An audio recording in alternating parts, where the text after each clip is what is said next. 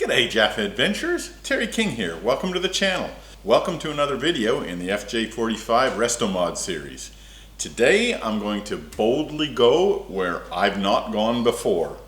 What I've got here beside me is a transfer case out of an 80 series, and that is going to get bolted up onto the back of my automatic transmission, my 6LE90 automatic transmission. This transfer case has come out of a full-time four-wheel drive 80. I need to convert it to a part-timer with freewheeling hubs. To do that, I got to pull off the front of this transfer case and install a Marks adapter kit. Now, as I said, I've not done this before. I'm venturing into a territory I've never been. So let's give it a crack together and see how we go.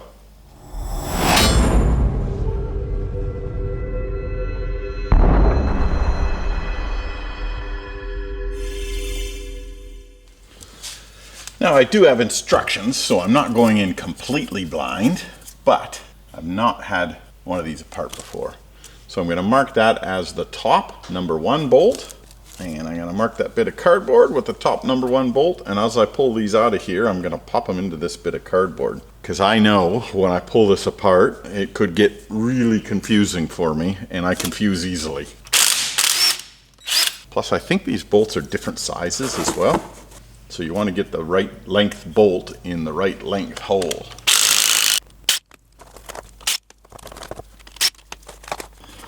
Alright, there's our bolts. Apparently, this cover can be levered off. So let's not break the casing, shall we, Terry? That tab is deflecting a little bit when I do that. So I am afraid that's going to go snap. All right, I got this case off now, and it should come the rest of the way. Oh, baby, be nice to me. Sweet. I got no idea what any of that stuff does, but it looks fancy. Now this is the bit that I'm after, which is behind this big case. That is an oil pump drive, I believe. And I need to pull that off to get a circlip out of there, get the rest of this case off. Okay, now we'll pull that off. There's nowhere really to grab that sucker. That's it, one tang on that whole thing. So I'm opening up just a little bit.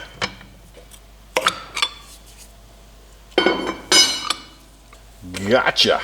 Now can that be clocked a different way? No, no, no. Nope, can't be clocked the wrong way, so I don't have to mark it. Next, there's a snap ring in there that needs to come out. Where are you? Right there. Got one of these expanding snap ring pliers. Come on out of there. One snap ring. Okay, I think we can go along now, pull the rest of these bolts off, and get that bit of the cover off.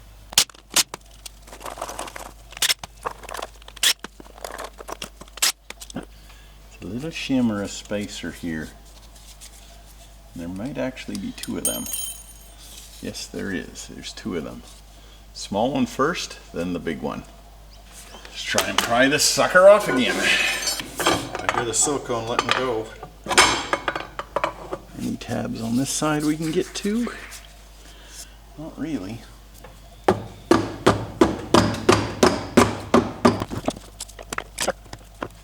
Sweet.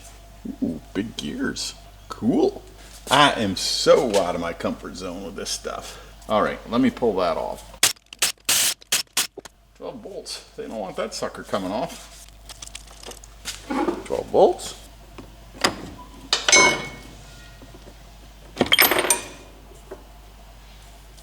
And there we have it. So I believe we take you out. And here is our hub from our Marks kit, which simply pops on there and replaces the whole shooting match. So there's the part-time four-wheel drive spool that we've just pulled out, and that provides the differential action and the part-timedness. And there's the Marks spool, which by the way is part number MFG1210, and that spool simply bolts in there in that place and provides full-time drive to both the front and the rear axles, which is exactly what I want. And then obviously you select on your front hub whether you've engaged four-wheel drive or not. Well, you couldn't get much simpler installed than that. And I'm a transfer case idiot. Okay, just clean up this mark spool. Make sure there's no dust and crap on it. Once those bolts are in there, then we've got direct drive to the front tail shaft and to the rear tail shaft, because we've pulled that differential mechanism out of there. Such a simple little idea, hey? And I'm gonna do a crisscross pattern, just like I would with a tightening a wheel, just so it pulls that hub in evenly. Again, I don't know whether that's the right thing to do, but it seems right to me. That's it, 12 bolts run in. So the spool is installed. I've now got some diff fluid on each of these bearings. I've got my case with races, all gooed up with some Celastic. I'll put a little bit of diff oil on the races here, and we'll install this puppy. Now, come on, be nice to me.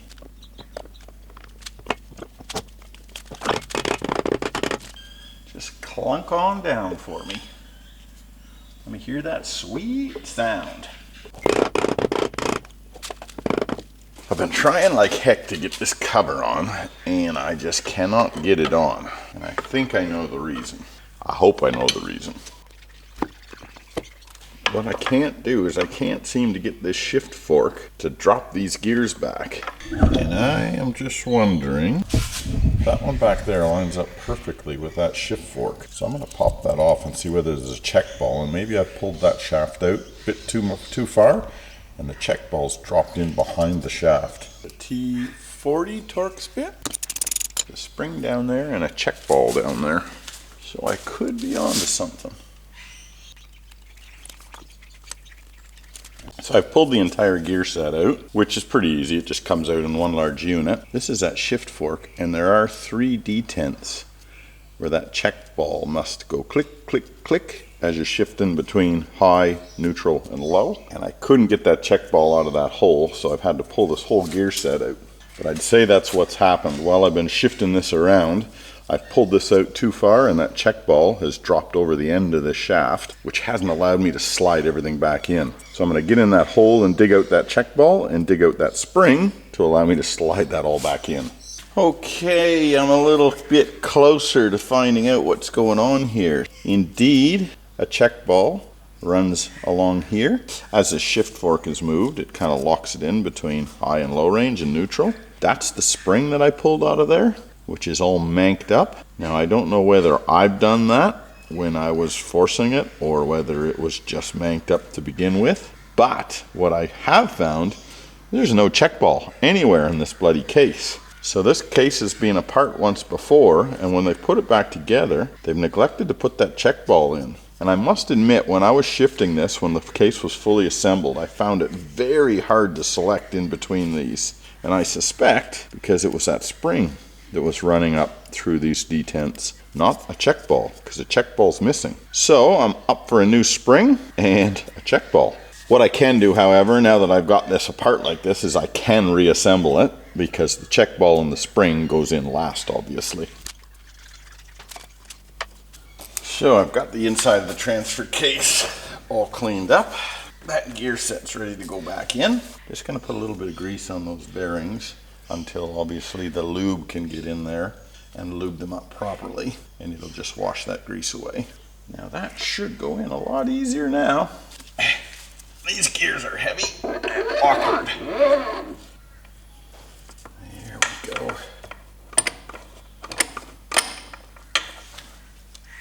That's sitting there nicely.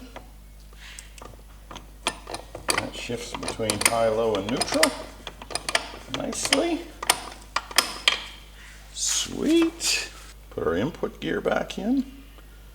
Put a little bit of gear oil on that bearing and on that input shaft.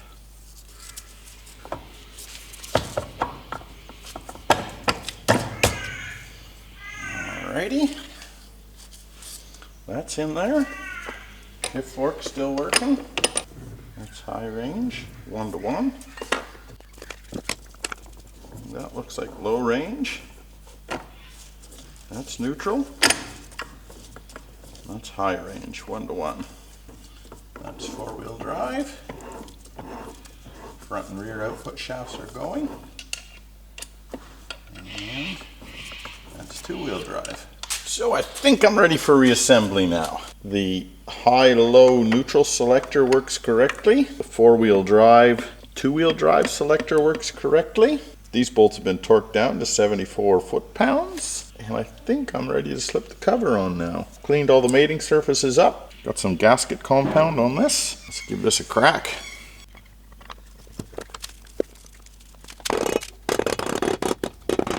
Okay, that's it. The cover is just seated.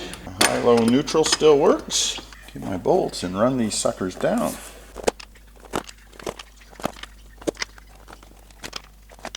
Well, that bolt board sure does help things out. Now I'll put this on its lightest setting. Now my next step is to put this rear output case on. And there's a couple of things I need to get right here. First of all, that bearing race has a shim on it, which sets the preload on that bearing. And that one also has a couple of shims on it. And if you don't get those in there, you get all sorts of awful noises in your transfer case. And nobody wants that. So we'll put a bit of grease on there. That's my lubricating glue. I'm gonna go have to show myself another glove. That one's failing. Okay, I'm back in business. All right, little shim first. In you go, little guy. And our big shim. And one more piece of the puzzle. This little guy sits in here, and that is the oil pump drive. So again, I'll put a bit of grease on him to glue him in place. And a little bit of grease on that shaft. I think we're ready for our cover. Already got my gasket sealer on there. That's where that little oil pump drive sits. I gotta line that sucker up. And then of course the shims sit along here for the little one, along there for the big one. Okay, be good to me.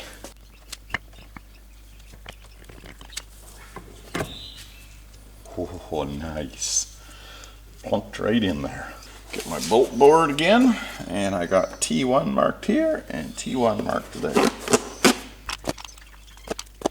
Bolts are all different sizes. That's why it's so bloody handy to mark them. Okay, time for some ugga-duggas.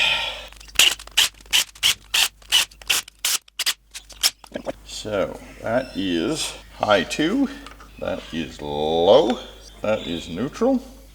I'll use a screwdriver to get that gear. There we go, 4-wheel drive, locked. Everything's working. Nice. Okay, I'll torque these suckers down and then we'll move on to that one. Now we'll put this snap ring back. All right, that snap ring's in place. So if the serial number is facing up, that's the spot you want to go. But if you don't get that right, there's no other way it'll fit. That bolts on like that, and then you've got this adapter ring, which bolts on here, and the other half bolts to the back half of the transmission. The final piece of this whole equation, and the last part of this video, is to join that up with what we've got in that box, which is a 6L90E auto tranny. So let's crack the box open and see what's inside.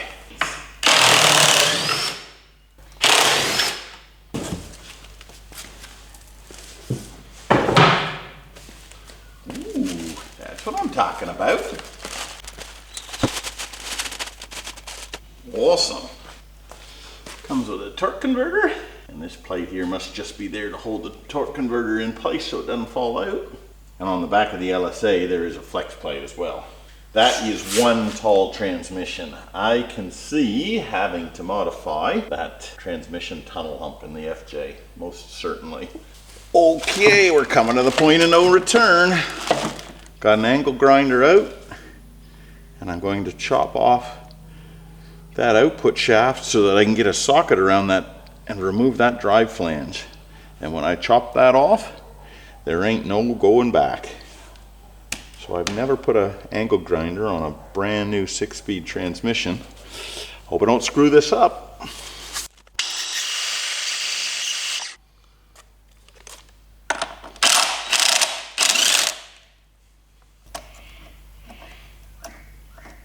Oh, jeez. Could pull that off with by hand. Okay, next thing it says is to pull this cover off. A little bit of ATF blood. Well, that answers my question. Did they have fit ATF in this thing? Run a couple of those bolts back in and get a drain tray. All right, I got the transmission propped up on a block of wood, and we'll see whether that is enough of an angle of the dangle to prevent any leakage. And the answer is yes, it is. Sweet. Now the next step, that's our adapter from Mark's that goes from the transmission to the transfer case.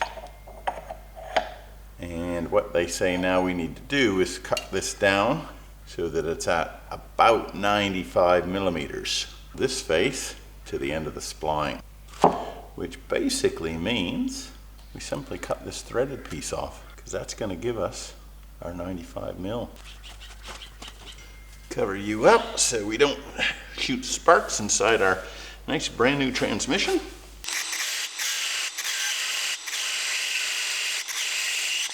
We'll get a flapper wheel and just clean that up and make sure that chamfer's all right. Lovely. Nice. Slips right on. Woo-wee. I'm glad I didn't screw that up. Now, the next thing they say is to remove this seal and replace it with the one supplied in baggy, like so. Then we get our adapter ring and fit that in situ like so. Then we get our original bolts.